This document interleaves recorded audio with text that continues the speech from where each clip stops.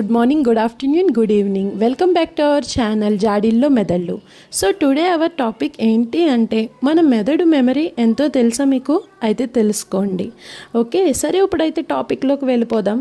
మన మెదడు memory chip లాంటిది. డేటాను నిల్వ చేసే శక్తి అపరిమితంగా ఉంటుందంట.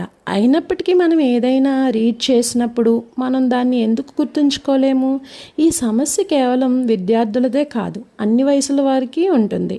ఎంతమంది వ్యక్తులు డజన్ కొద్దీ ఉచ్చారణలను, స్ఫూర్తిదాయకమైన కథలను గుర్తుంచుకుంటాము? ఏదైనా మంచిగా చెప్పడానికి అవకాశం వచ్చినప్పుడు ఎంతమంది వ్యక్తులు జ్ఞాపకాల విధుల్లో తిరుగుతూ ఉంటారు?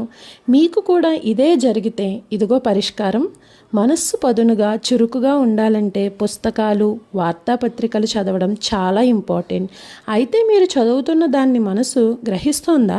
మీరు ఇప్పుడే చదువుతున్నారు, కానీ అసలు మీ మెదడు మెమరీలో ఏమి రికార్డు కావడం లేదు. ఇది చాలామందికి జరుగుతుంది. కానీ కొంతమంది చదివిన వాటిని చాలా కాలం పాటు గుర్తుంచుకోగలరు. అయితే కొంతమందికి ఇది కష్టం. అతనికి ఈ పుస్తకం పేరు కానీ ఏ భాగం కానీ గుర్తులేదు. అటువంటి పరిస్థితుల్లో ఈ సమస్య మీద మాత్రమే అని పేరు మీరు అనుకుంటే అది అస్సలు కాదు. శాస్త్రవేత్తల ప్రకారం మానవ మెదడు జ్ఞాపక శక్తి 1 టెరాబైట్ నుండి 2.5 పెటాబైట్ వరకు ఉంటుందంట. 1 టెరాబైట్ సుమారుగా 1024 జిగాబైట్లకు సమానం.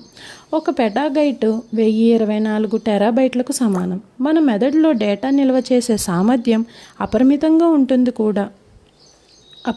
ఉంటుందని కూడా కొందరు శాస్త్రవేత్తలు చెబుతున్నారు. దీంతో మీరు మెదడు సామర్థ్యం గురించి ఒక పెద్ద విషయాన్ని తెలుసుకున్నారు. కానీ మీ మనసులో ఒక కొత్త ప్రశ్న మొదలైంది కదూ, అదే మనం ఎందుకు మర్చిపోతాము? దీనికి సరళమైన సమాధానం చదివే విధానం. మీరు చదివే అలవాటు మార్చుకుంటే మీరు చదివిన వాటిని గుర్తుంచుకోవడం చాలా సులభమవుతుంది. అయితే ఇప్పుడు ఒక ప్రశ్న, ఎక్కడ తప్పు చేస్తున్నారు? పుస్తకం రీడ్ చేయడం కానీ దృష్టి పుస్తకం మీద మాత్రమే కాకుండా అనేక ఇతర విషయాలపై ఉంటుంది. అండ్ ఇంకొకటి ఎంపిక. సౌలభ్యాన్ని దృష్టిలో ఉంచుకొని పుస్తకాలు భాషను చదవవద్దు. సామర్థ్యానికి మించి చదవాలనే లక్ష్యం పెట్టుకోవాలి. పదాల అర్థాన్ని తెలుసుకోవడానికి ప్రయత్నించవద్దు, కానీ వాటిని విస్మరించి మరింత చదవండి. చదవడానికి 2 మార్గాలు ఉన్నాయి. యాక్టివ్, ప్యాసివ్ రీడింగ్ అంటే చురుకైన, నిష్క్రియాత్మకంగా చదవడం. ఇలా ఆలోచించండి. ఒక విషయాన్ని జాగ్రత్తగా అధ్యయనం చేయండి, కానీ ఒక పదం లేదా లైన్ అర్థం కానప్పుడు దాన్ని మళ్ళీ చదవడం ద్వారా అర్థం చేసుకోవడానికి ప్రయత్నించండి. ఈ విధంగా పదే పదే పునరావృతం చేయడం ద్వారా గుర్తుంచుకోగల సామర్థ్యం పెరుగుతుంది. ఉదాహరణకు, పిల్లలు వచనాన్ని గుర్తుపెట్టుకున్నప్పుడు వారు క్రియాశీల పఠనాన్ని ఉపయోగిస్తారు. ఒక విధంగా పునర్విమర్శ